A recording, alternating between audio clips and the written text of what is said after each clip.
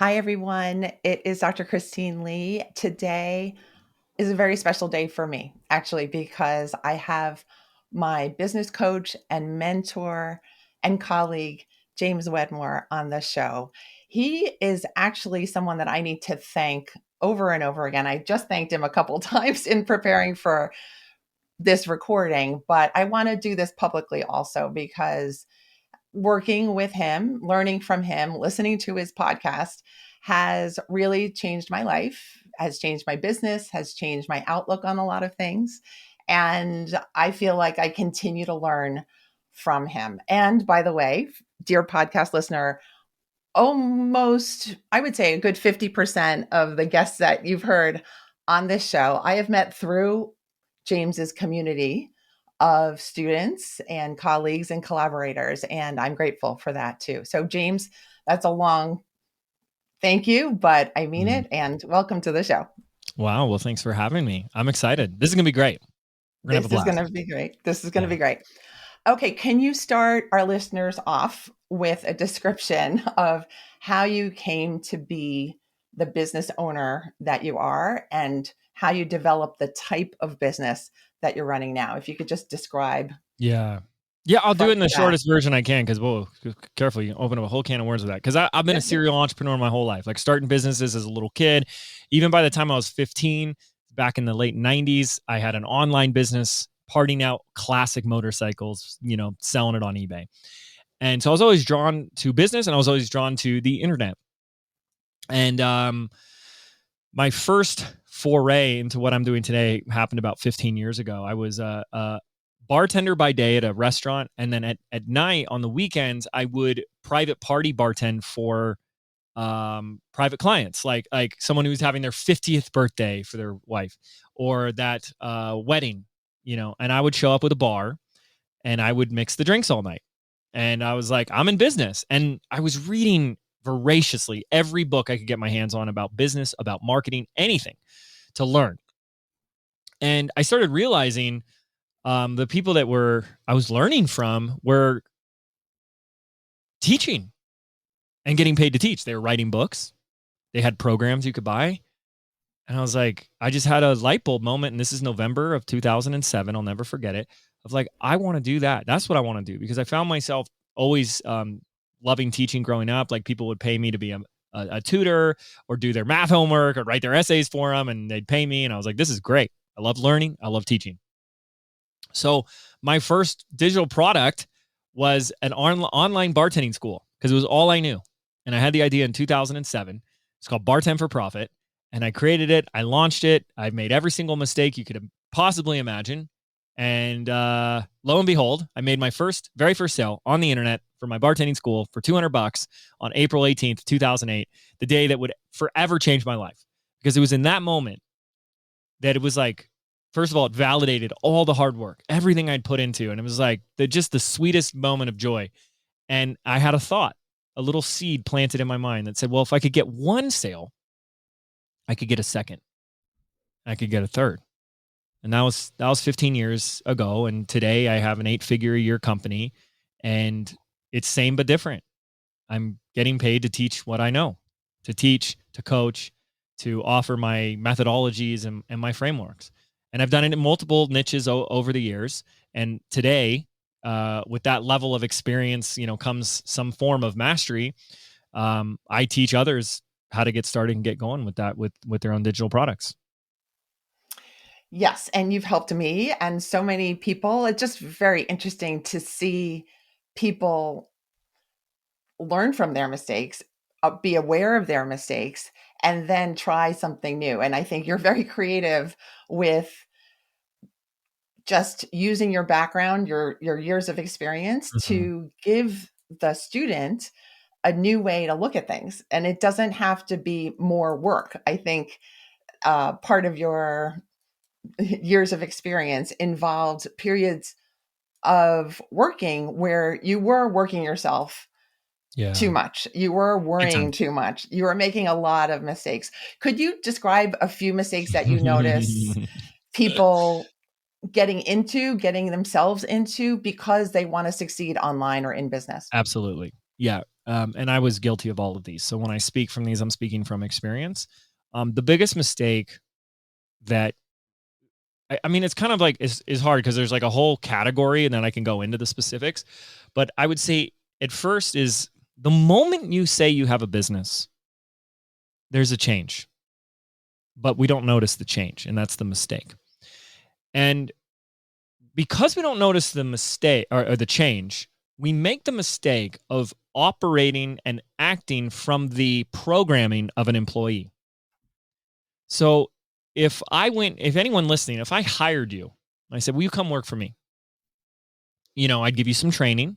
I'd give you some direction. I'd give you a job description and I'd help you along the way, and you'd get to work and you'd do it. You'd do what you're told, and you'd work hard. You'd put in your 100%, and no matter what, you get paid. People start a business and they think it works the same way. No one's telling me what to do, so I guess I'll just tell myself what to do, and I'll just work hard. I'll put in the time and I'll get paid. And then they're not getting paid. And so they go, well, maybe I need to work harder. And I need to do more things. And they're still not getting paid. And so underneath that is a lot of mistakes of what's happening. The first of which is understanding that the moment you have a business, and people still argue with me with this. This is really funny, but it's a massive business blind spot. The moment you have a business, you have an entity, you have an organization. That's what really a business is. It's an entity, an organization that consists of actually multiple roles. No, James, I don't have multiple roles. It's just me. Oh, I know it's just you. But there are multiple roles in every single business. I've never found a business that has one role. For example, even my bartending business, there's someone had to do the marketing. Someone had to be the CEO. Someone had to answer the phone calls when a prospective client called about, I saw your website, I saw your flyer. And someone had to show up at the events. Someone had to take the checks to the bank. Someone had to clean the bar equipment after the parties.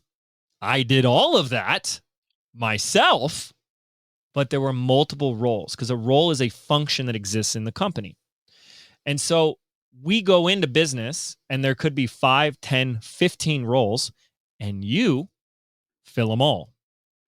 But then the problem really occurs when you spend the majority of your time, effort, and energy in the roles that produce the least amount of value for your business. We tend to spend, when we're new in business, spend more time, effort, and energy in the things that are urgent, reactive, and seemingly important, but tend to actually be low value when it comes to the overall growth of the business, which means we avoid the high value activities, the revenue generating activities, the things that make a sale. And so people, to say it bluntly, Christine, to say it in a kind of crude way, because I can be a bit of a contrarian and a tough love coach, but it's all coming from love. It's all coming from, please don't do what I did. Please don't experience what I went through. Please. 5 years, I got addicted to Adderall. I was working 14 hours a day. I dropped down to 140 pounds. I had to move back in with mom and dad. I wasn't making $1. Like all my friends, my girlfriend left me. All my friends didn't want anything to do with me. I became this crazy, unhealthy workaholic and still had nothing to show for it. I'm like, I'll prove them all wrong. And I just kept digging a hole deeper and deeper and deeper. And I don't want that for people. But the reality is most people are playing business. Just like we played dress up or pretend as a kid, and they're playing business. Well, maybe if I work on my logo, maybe if I do another photo shoot and maybe change my branding around and I need a new website. And what about this About Me page and boopity boopity boopity boop. And I need a business plan and I need new business cards and I need all these little things. That is like you're playing business.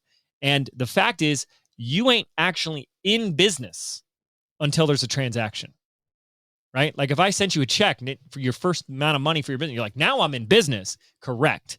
And until then, you ain't in business. So the big mistake people are doing is they're working and working and working and working and pushing and pushing and grinding and grinding and grinding. And they're not doing anything, or the vast majority of the things are not putting them in the revenue generating activities that actually produce revenue. That revenue that you need to start fueling the rest of the growth of your business. Is this making sense? It makes a lot of sense. It also reminds me of a lot of mistakes that I've been making as We're all an guilty online of it. business owner. So I'm sitting here and absorbing this as usual. And I absolutely agree that you need the transactions to be occurring to have the business. But what I've found is that the hurdles seem to be popping up, no, even when the transactions are occurring, that we Mhm. can Mhm. make excuses for Yes. things. Our energy can drop lower towards the end of a product launch. We could delay in really crafting our message so that it really attracts the right people. Mhm. I think the areas for procrastination and delay and avoidance are all over the place, even though 100%. I also find this to be really fun and exciting and interesting and like a challenge. So I'm wondering how you yourself and Mhm. how you coach other people, how do you keep the discipline of saying, let's keep this a business, let's keep this going strong, and let's not allow our personal stories and drama Mhm. sabotage our business. Yeah. I have a simple 90% delete key solution to every symptom that you described. And then I can go into nuanced specifics beyond that. And it's one word, is one concept. And of course, at the risk of saying it, or saying it, I risk it being disregarded by most listeners as too simple because people want complicated. Like, oh, is there some magical routine you do and whatever that magically makes you more productive and higher performing. And then they hear something very simple, which will do that. And then they go, oh, that's too, yeah, I've heard that before. Okay. And so I'm worried that when I share that, that's what people will say. So I hope people listening will not do that because there's a big difference between what I'm going to share with you, which some people already know, versus living your life that way. And the answer in one word is integrity. That is delete key for all the symptoms that you just described. And that is my delete key. Integrity means whole and complete. And you are your word. Who you are is your word. So it means you are whole and complete with your word. So integrity and self-integrity means to honor your word. It means it's time to look back and take back your power and see how powerful you are and that your word has power. And if we treated our word and what we give our word to as the most powerful thing in our lives, it would change everything in an instant. And one of the individuals it was a Harvard business professor, I think it's Dr. Steve Jensen, and another individual, Werner Erhard, that began speaking about this. And they said, if you treated integrity, like every time you were out of integrity, it's kind of like a weird kind of way to look at this, but this is what they started doing, as every time you were out of integrity. And what that means, by the way, is unmet promises, promises to yourself, to your company, to your team, but definitely starting with yourself, that you would lose a finger because that's the level of severity it is. It would be about 2 or 3 fingers before you get that this is the most important thing, right? Now, obviously, no one here is going to actually cut their fingers off. No one's asking you to do that, but it's one of these things that unfortunately for so many people, even when they hear it, they just say, what does that have to do with what we're talking about? Or yeah, I've heard this before. And that's really unfortunate. But for me, I made honoring my word. No, let me say it like this. I made my word the most important and powerful thing in my life and what I choose to give my word to. And that means I'm still out of integrity a lot of times. Okay. And that's not a bad thing.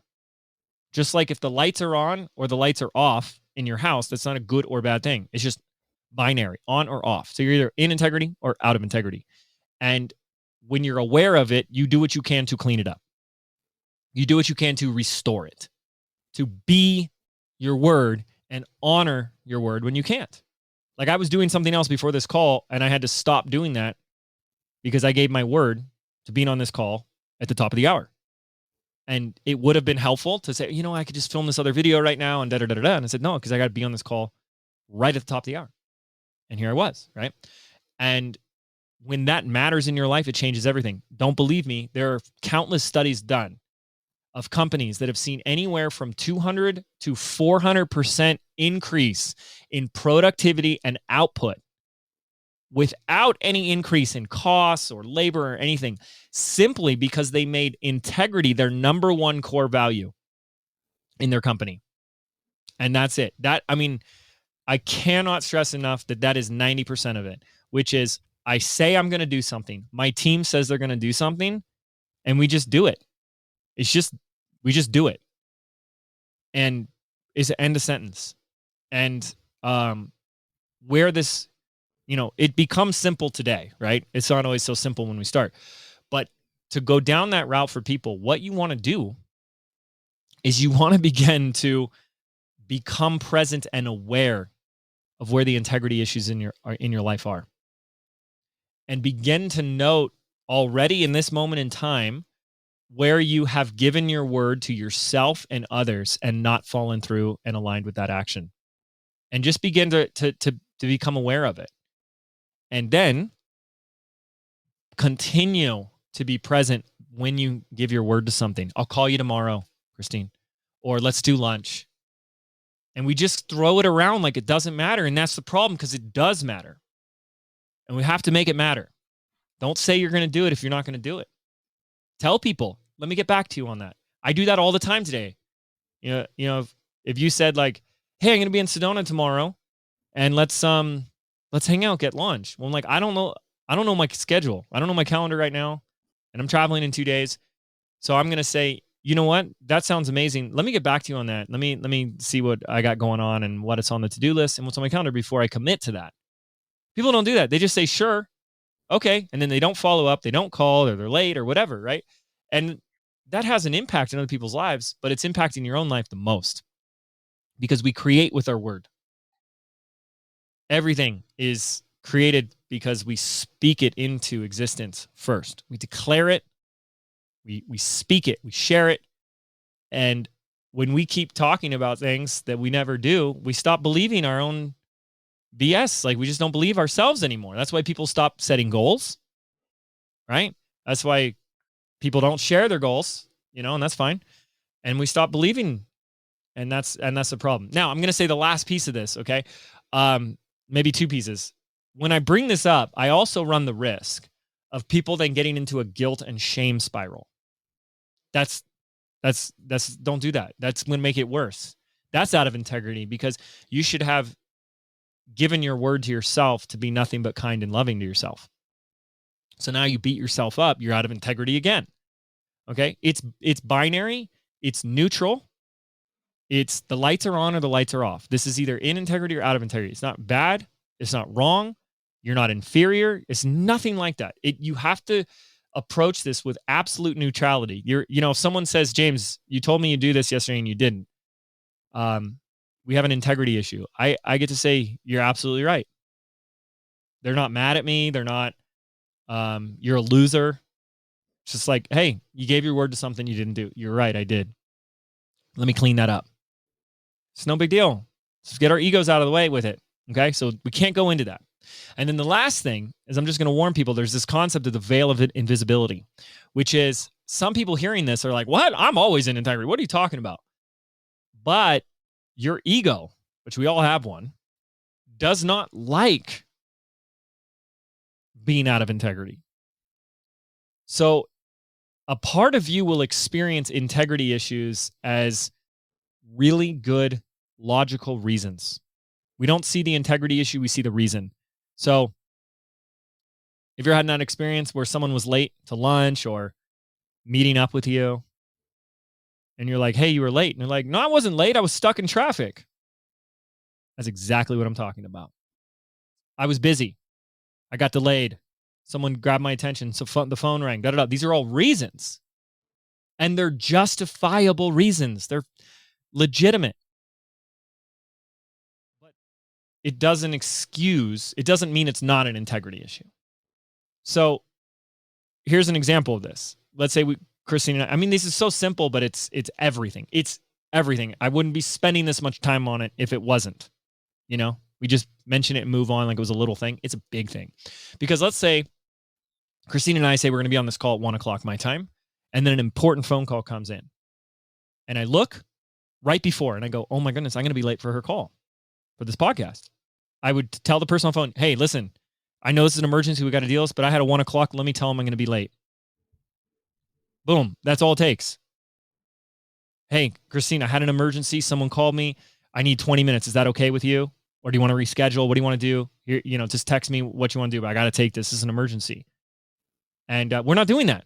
We just don't show up, or we forget, or we have an excuse, or we have a reason. And we're doing that with others, but we're doing it with ourselves the most. And that that's is 90%. what you mean by the veil of invisibility, that these other logical reasons are preventing us from saying, actually, this is an integrity issue for me. Yeah. I just didn't do what I said I was going to do, period. Well, but I just don't know how or whatever. Like I got this remodel situation that I'm in. That's why I'm recording in my camper van. And part of the big problem is some of these guys are completely out of integrity. And I see it all the time. And it's the number one cause for performance breakdowns in a team and an organization. And one of these guys wants to blame me. I say, hey, you said you were going to do this and you didn't. Hey, you said you'd be here at this time and you didn't. And he just comes back, and I'm just pointing it out as like, you keep giving your word to me and you keep breaking your word. And everything is met with excuses. Yeah, but blah, blah, blah, blah, blah, blah, blah, blah, blah, blah. And he can't see that it's merely an integrity issue. All he can experience is an excuse or a reason or a justification. And it's like, those can still be valid. Hey, there was a ton of traffic, or I forgot my sprayer or whatever. Sure. But I sat here waiting. You didn't call, you didn't text, you didn't communicate, you didn't let me know. Nothing. So you broke your word to me. And he just sees excuses and reasons. And here's the problem with that, folks, is in order to change or shift anything in your life, you have to see clearly and get to the bottom of it and get to truth, get to facts. Most people are dealing with distortions. So they have a really hard time solving anything because they're not dealing with reality. And that's where this conversation and distinction around integrity is so powerful, because it's facts. It's, I will be there at 1:00, and you are or you're not. I'm going to go live today for my first training at 11:00. You either do it or you don't. Doesn't matter. It's like, well, there was an emergency. Yeah, exactly. It's still out of integrity. It's not bad or wrong. It's just, you said you were going to do something. You didn't. Period. And then we're dealing with that. Now we're dealing with that. Okay, well, how do we clean that up? How do we fix that? How do we restore it? You know what I mean? And most people are not doing that. I was not doing that for a long time. I kept talking about what I wanted to do. You hear it in people's language. Well, I want to. It would be nice to. I wish I could. If I would. And today, everything I do is, when I decide I'm going to do it, it's I will. This is going to happen.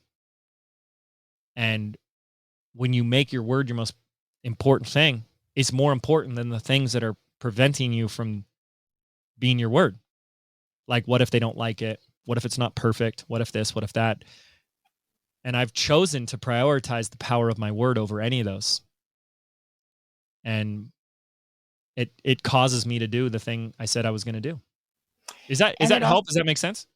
It's beautiful. First of all, I have so many thoughts. One is that you're a fantastic teacher, and you've just demonstrated the power of having a good teacher, being a good teacher, is that you can explain from all the different vantage points in a way. And I think I'm going to emphasize one thing that you've said that I don't want our audience to miss. And that is that you also have to be kind and loving to yourself. The first thing you should say is, I am committed to loving myself and honoring myself.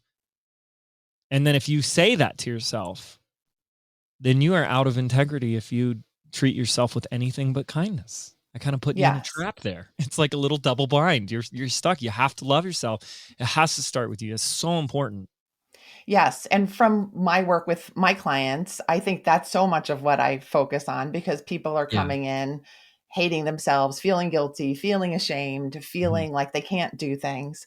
And that essential relationship with their healthy, vibrant, awesome self is Mhm. not fully something that they rely on, something that they believe in, something that they use actively to take action in the world. And I think there are tremendous costs to treating yourself in that way, treating yourself so badly. And so I just wanted to double emphasize Yeah. And that I part think of the it's lesson. I think it's because people are using that as a motivation strategy, Yes. right? It's almost like, to use a crude example, it's like, when someone you see in a movie is like someone whipping the horse to go faster, like, yeah, yeah. And it's like, we just do that to ourselves thinking that's going to get you to go faster. And it's not, because you might be, yeah, yeah, yourself, but you also have the brakes on. So it's like trying to give the gas on the car by whipping it, by whipping yourself, but you also have the parking brake on. So now you're just beating yourself up, but you ain't moving. And then you're beating yourself up even more that beating yourself up and not moving didn't work. And that's never my motivation strategy. And I'm a very productive, high performance individual. And the secret is, the brakes aren't on, for starters. So there's like no counter resistance for me. And I use positive motivation to move me towards, not negative to push me away. And we're all wired differently, but I do what I do because I love doing it. And so it's like a vacuum. It's always pulling me forward. And so you might want to ask, talking to your listeners, like, you may want to ask yourself, like, what drives me? What am I driven by? What am I moving towards? What lights me up and naturally propels me into action? You should be, when it comes to your work, especially as if you're self-employed, your own business, you should have it. I mean, there's always things we have to do that we don't want to do, like taxes. If you have to fire someone, I never look forward to firing someone. Okay. But the 90% of your day and your work should have this feeling like you can't not do it. You're compelled to do it. You have to stop yourself from doing it, because it just lights you up and excites you so much. And it's really sad because there's a lot of people that can't get there because for whatever reason they've decided that life needs to be a struggle and it needs to be painful and sacrifice. And you know you have to do all these things in order to be deserving and worthy of it. And those are very dangerous slippery slopes to go down, because if you're being driven by this core programming of, I have to sacrifice and work a certain amount to be deserving of this, I'm going to tell you what's going to happen, because it happened to me. You are going to put the work in. And then one day you're going to wake up and you're going to realize, no matter how much work and effort and sacrifice, I'll still never feel enough. It's like chasing a mirage in the desert. You keep walking closer to it and it keeps backing up. And that happened to me. And I fell into a really, really deep depression. I burnt out. I couldn't move because I was putting on. I mean, I got addicted to Adderall. That's like legal speed. That stuff is nasty. And I took it so I could work harder. That's so bad. And I was popping 20 milligrams a day. And I looked like a skeleton. I was putting 10, 12, 14 hours a day. And I had nothing to show for it, So I'm not doing my work and the work that I do as a survival strategy to compensate for some sense of a lack of worthiness or deservedness. I do what I do because obviously I love what I do. So there's the enjoyment, the fun in what I do, the purpose, fulfillment aspect of it, that it helps people. And part of my context for life is I'm all about growth. So everything I do is an opportunity for me to continue to grow. Let me see if I can do this now. let's see what else I can do. Let's see if I have it within me, you know, and it's this fun journey. Yep. And I, yeah. Thank you for saying that, because I wanted to note that working with you and learning from you is super fun. That Mm. we get to see you building a van and renovating homes and surfing and whatever it is that lights you up, we get to see, and we get to see the right mood for building growth, that it does not have to involve suffering. It actually shouldn't. And I think suffering is really valorized. I think I definitely grew up with that feeling like I just need to push more. I just need to stay up all night. I just need to figure some way out. You know, you can't give up. So what are you going to do, right? And there was illness, there was stress, there was lost sleep, there were lost years for me. And I'm so grateful that now I don't do that stuff, and that I have enjoyed so much more fun and so much more productivity, because I've straightened out a few things that needed to get Yeah. straightened out. And entrepreneurship has been one of the vehicles that has been useful for me to learn even more about myself. I'll share one more story, and that is when I entered your program, which is called Business by Design. One of the first modules was about 100% responsibility. Yeah. And really, that is very much connected to the integrity idea. And for me, it was a total light bulb moment, because I totally just got the message right as I saw the module, because I was just like, oh, well, if everything's up to me and I'm responsible for everything that I do, then that just makes everything clearer. It just makes everything easier, because I can't fault other people. I can't be worried about what other people are doing Yeah. related to me. My responsibility is to take care of what I'm doing. And I think I was just a little bit fuzzy about that, maybe in my business, maybe in my life. And now, since learning that, the integrity lesson, I just feel so much better. It just feels like things Mm. are super clear, right? I might not do, like you honestly admitted, I might not always be in integrity, but I know when I am and I'm not, because I Yes. have that as a framework inside. Absolutely. Yeah, and that, you know, the responsibility is a powerful distinction and conversation, because you know, look, things are always going to happen. Like this remodel disaster. What I love, that Christine knows is about me, but I love to take whatever I'm going through in my life and use it to first teach myself. What is this teaching me? But then also I love to pass that on to my students. So I use my real life examples in my life to share as powerful stories and metaphors. And the short version of the story is I had a guy that I basically gave the reins to, the responsibility to, and he messed up big time. And he damaged the second story of the house to the point where it was sinking in on the first story, destroying structural integrity of the home. And that's not okay what he did. Okay. Um, you know, he caused that, right? And that's a fact. I mean, I even went to him, I said, "This looks bad. I don't think we should be doing this. Should we stop?" And he said, "No, trust me, everything's okay." And he kept going.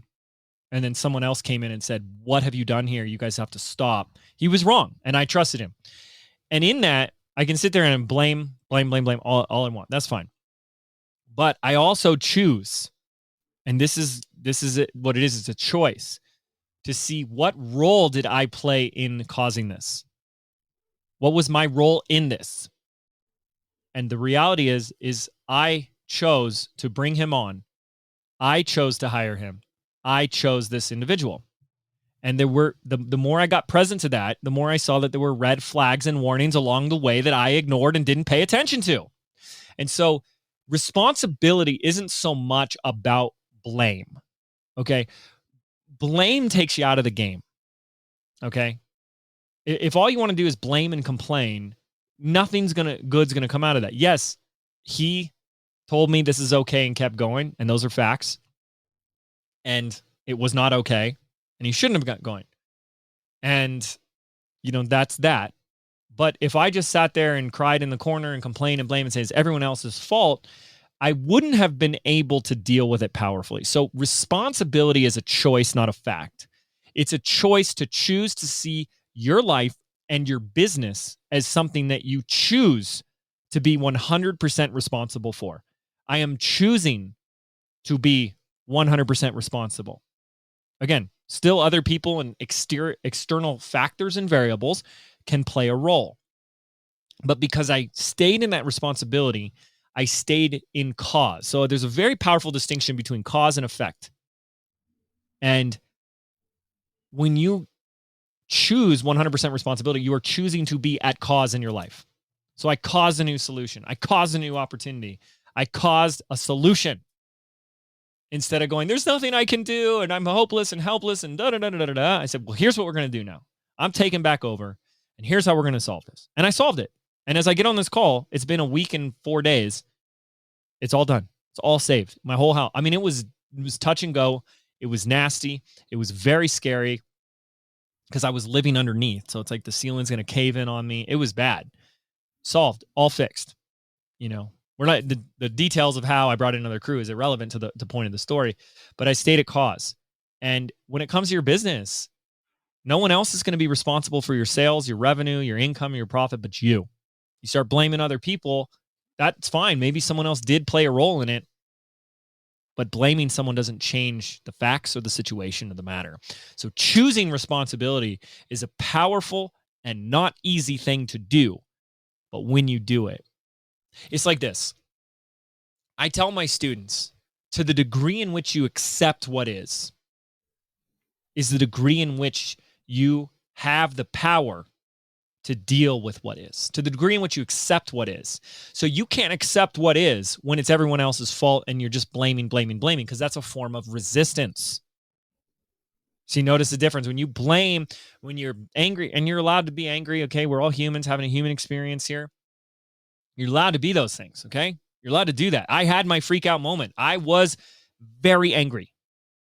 But then I had to go into solution mode. And that's why Einstein said you can't solve a problem from the same level of consciousness that created it. So now I had my little tiff. I had my little pity party.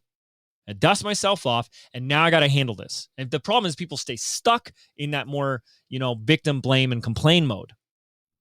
And I had to pull myself out of that. And I had to deal with what is. I had to accept, well, this is what it is now. I had to be at peace with that. This is what the situation is. It is what it is. It's a very powerful, simple thing. This is what it is now. And now I got to handle this. Done. The complaints are done. The anger is done. Now I got to get to work. And when we're in business, that's endless. I think there's a silly notion that people have that is like Disney might have implanted us in our young little minds, that everything's supposed to be happily ever after. I have a very successful business. It generates a lot of revenue. It has a very healthy profit margin. My CFO consultant is like, your numbers are incredible. I can't believe you have that big of a profit margin. And I still have problems all the time. There's always problems. There's always something. And people think that you're not supposed to have problems. Business owners aren't supposed to have problems. Like, what? No, that's endless. That's normal. And so people then try to resist that. No, that's wrong. It's bad. I shouldn't be dealing with stuff. It's like, no. If you're growing, if you're up to big things, expect problems. The difference is the successful entrepreneurs, like the truly successful ones, have simply shifted how they are being with a problem. And there's a lot of, this is a whole nother conversation, Christine, but what I tell people is the things that I deal with in a week in my business today would have crushed the James from 10 to 14 years ago. The level of problems that I can handle today would have crushed me then. That's just because I've built up a resilience, emotional, mental maturity, a new context for life that it's okay. Everything's okay. Don't sweat the small stuff, and it's all small stuff, even when your house is falling apart, right? and that takes time to cultivate and develop that. But I tell people today that your business will grow to the level of problems that you can handle and not an inch further. And so People want to change everything outside. I want no problems. I want it all go away and I want more money. But the greatest changes are the ones that come from within. Because your business will grow to the level of problems that you can handle and no further. And when you have haters or critics and issues and stuff right now, and you're like, this is too much, I can't, you think your business is going to take on more? No, because problems don't go away when you grow your business. They're just different problems. And problems aren't a bad thing at all. And every problem, this is law, this is fact, this is ancient wisdom. Every problem comes with a solution.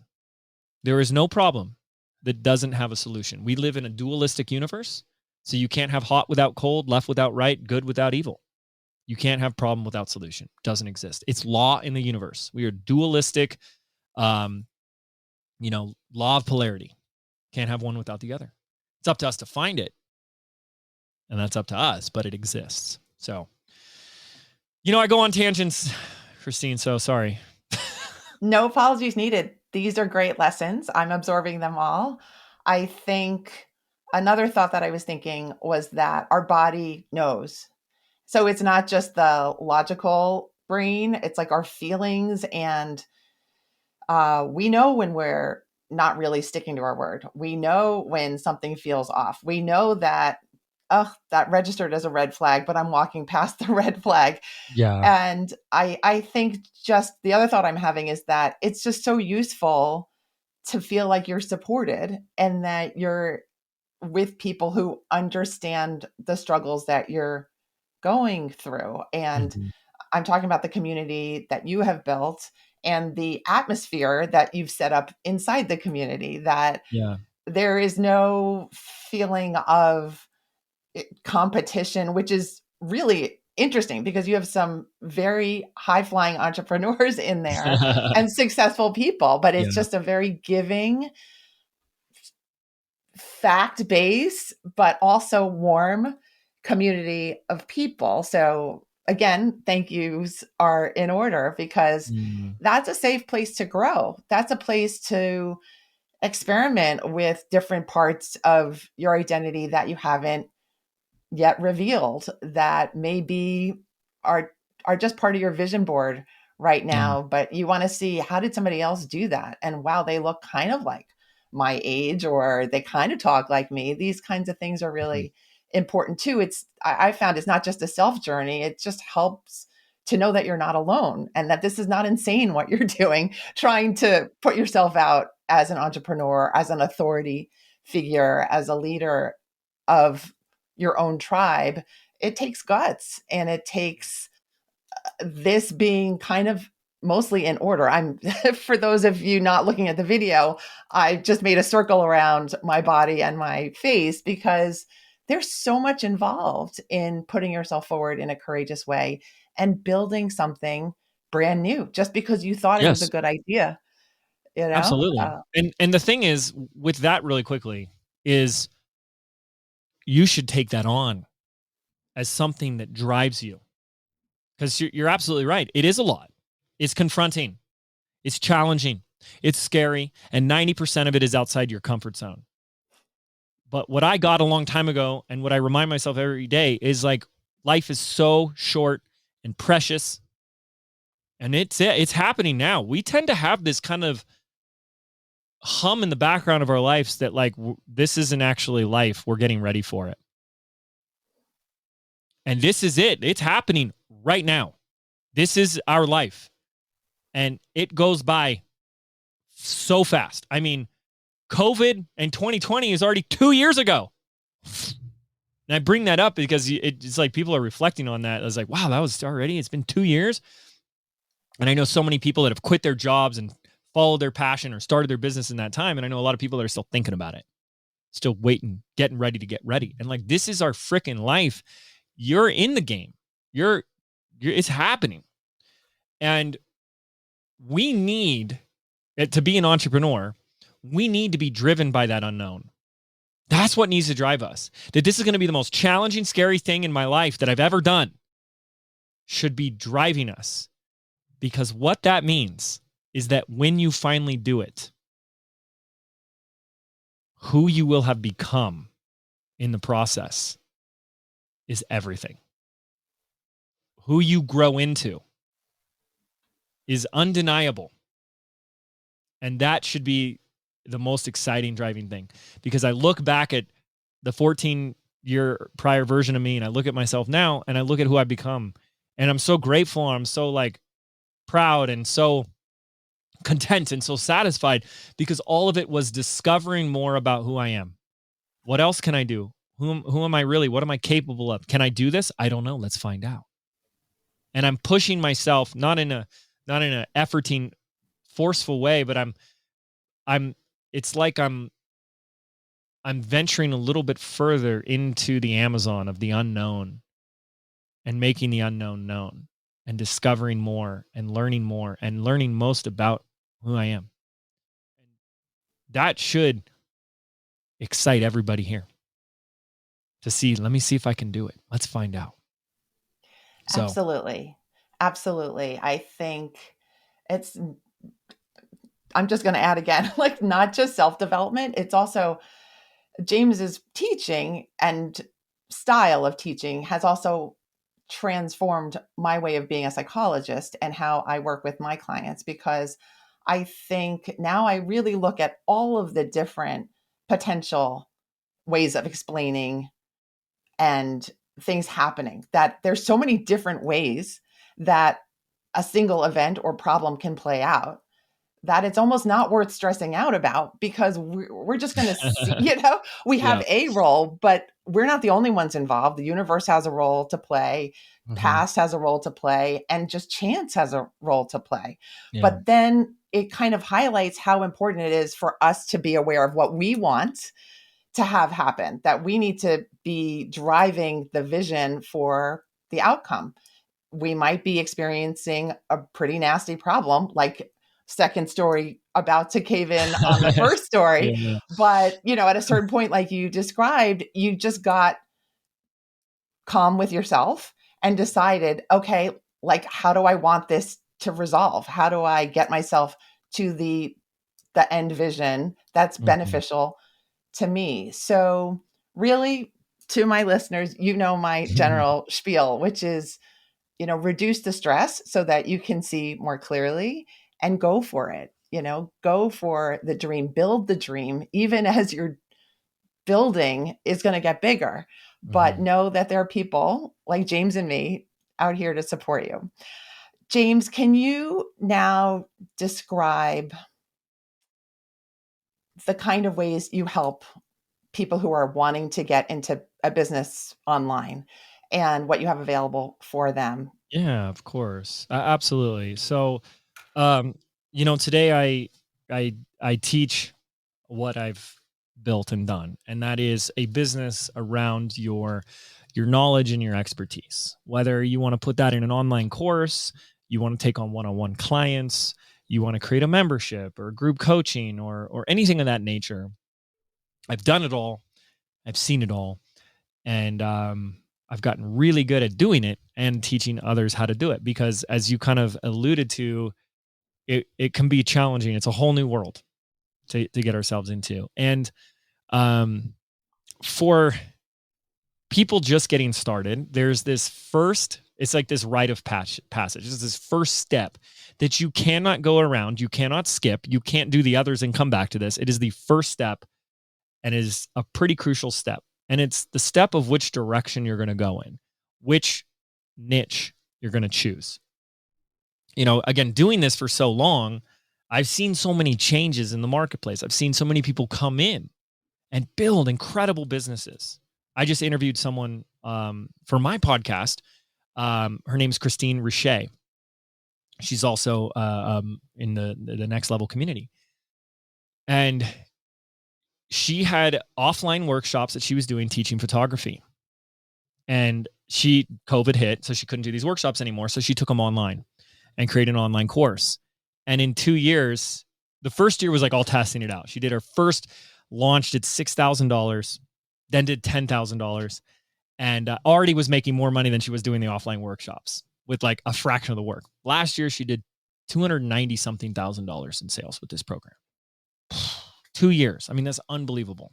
Shy of 2 years, like 18 months. And one of the things that attributed to her success is she knew I'm not the only photographer out there. So I need to get specific, because when I get specific, I'm specialized and I stand out. So her program is Milky Way photography, how to take photos at night of the Milky Way, and created a $497 program and sold it out like you wouldn't believe. And that's the power of choosing your niche and choosing the right niche. And I want to help people with that. It's the first step. It's the most important step. And I do a 2-day training. It's a $300 training, and it's aptly called Nail Your Niche. It's a 2-day process. I've been doing this for like 3 or 4 years now. We've had thousands of students go through it. And I walk you through a process which really gives you this experience of your niche being revealed to you. Like it was there all along. Like this is the thing I was meant to do. And it was so obvious. It was right under my nose. And getting the permission, the validation, the confidence, the clarity, the certainty to move forward. And that gets so many people into action once they have that locked in. There's things I can share with my students that join on how to validate the niche, how to prove that it's going to be profitable, and how to really take the next steps from there. But it's so important. Now, we're running this April 19th and 20th, 2022. Live training. You get the access to the recordings and a couple of resources that I have available to you. Until April 19th, I'm doing a special deal. It's just $97. After that, it goes back up to $300. It's $97. But here's the best part for anybody that wants to do this. Anyone that knows they need to nail your niche. Like I just ask people, if you don't know on a level of 9 or 10, 10 being high, the level of confidence and certainty and clarity that you have the right niche. Like if I asked you and you're like, oh, it's like a 5, you got to be in this training. You got to fix this, because if you don't know what you're known for, if you don't feel confident for what you're known for, then no one else is going to know what you're known for. And if they don't know what you're known for, they're not going to want to work with you. It starts with you always. So here's the deal. For anyone here who joins, if you don't actually nail your niche, like get it to a 9 or a 10 by the end of the training, I'll give you your money back. This is for a lot of you listening. This is the first time working with me, and you may be wary, skeptical. That's totally fine. So if you don't get the result that I'm promising you here in this training, I'll give you your money back. And you get to keep the trainings, you get to keep the recordings, you get to keep the resources I give you. There's no risk whatsoever. Okay. So, Christine, I think you have a link for your listeners. Yes, I do. And I want to encourage our listeners that if you have like a dream inside, if you have an expertise that you've been thinking throughout the COVID years, oh, I really should get something online. I should really just test this out and see if I like doing this, if this would help people online. I really recommend that you start learning from James and also that you sign up for this program. I found that James's programs are incredibly generous because they give you strategy, they give you the reasoning, they give you the layouts for the steps that you might need to take, they give you the language that you might borrow or try out for yourself if you're feeling like I've never done anything online before. That really James is the complete teacher and very generous with what he shares. So I just want to back up that nail your niche is a great way to start. And I hope those of you who feel the calling to do that really join. And here's the link that we've made. It's maketimeforsuccesspodcast.com/growth. I chose the word growth because I thought niche is kind of a funky word. So again, it's maketimeforsuccesspodcast.com/growth. If you go to that link, you will see James's page about the program, a reminder about the dates, which are April 19th and 20th, where he's going to be doing this full out live training. Again, I encourage you to join and start learning from James in this kind of way. And then you might want to mark your calendars for June 2nd, because June 2nd is when we kick off a 3-part live training that is absolutely free on where to go once you have your niche. This is how I've been teaching thousands of students how to hit the ground running and grow their digital product-based business the right way. We call it the rise of the digital CEO because your business, online, digital, needs you in that CEO role, because it's the role that you fill in your business that will determine the results that you receive. And in this 3-part training, I'm going to give you the entire process, strategy, the mechanics of how we're able to run, scale, launch a digital product-based business, and how our students have been able to do it in like any niche, any market imaginable. And so you're going to walk away with a whole plan of like how to actually do this. It's not just like, oh, I just now create a product or I create some content or stuff like that. That's what a lot of people are doing. There is a process and a strategy for marketing, for building an audience, and for getting people to actually pay you for your stuff, for your knowledge, for your expertise, for your mastery. And I'm going to show you how that's done. That starts June 2nd. Yes. James loves doing live events. He's awesome at presenting, setting the right vibe, bringing on amazing guests, teaching great content. And I just want to thank you again, James. I'm going to wrap it up by encouraging our listeners to stay in touch with you, keep learning from you. You have a beautiful podcast. That is how I got connected with you in the first place. And, I oftentimes when I'm recording teasers for this say the Mind Your Business podcast, because it has the kind of phrasing of make time for success. But it's also just my go-to podcast for learning about business, but also learning about the mind, the body, different philosophies of getting things done, really. So I want to remind or tell my listeners that there's this awesome trove of information that James has built up in his podcast, Mind Your Business, too. Yeah, thank you so much. You're very welcome. So I think we're about done with this beautiful conversation. Thank you for all the lessons here and elsewhere for me and for my listeners. Thank you so much, James. Yeah, thank you. I had a blast. Okay, terrific. And thank you, listeners, for being here, for your loyal listenership. And I will see you next Thursday when the next episode drops. Bye.